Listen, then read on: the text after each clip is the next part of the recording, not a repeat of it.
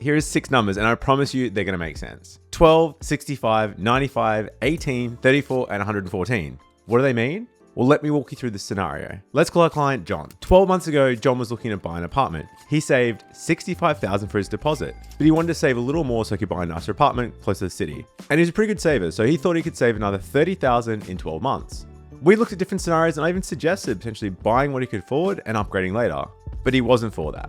He came back to me just a month ago and he'd saved up that 30 grand. So now he had 95,000 in deposit. But since that initial conversation 12 months ago, Brisbane's unit asking price is nearly up 18%. I'm not making this up. This is straight from SQM Research's weekly price index. And in that time, he'd spent $34,000 on rent. 12 months ago, his deposit would have got him a nice apartment in the inner city ring. Let's say around $650,000. That same apartment today is now $760,000. So let's run the numbers. He saved 30 grand in 12 months, and in the meantime, he spent 34,000 on rent, and unit prices went up 110,000. So the 12 months he waited made him $114,000 worse off. That hurts, hey? He thought he was doing everything right, but if he'd bought a $650K unit 12 months ago, he would have built up $110,000 worth of equity, all instead of having to pay his landlord's mortgage. He would have been paying off his own. This is the reality of the Australian property market at the moment. In the last couple of years, property prices have been going up faster than most people can save. And I know it completely sucks. I speak to dozens of first home buyers every single week.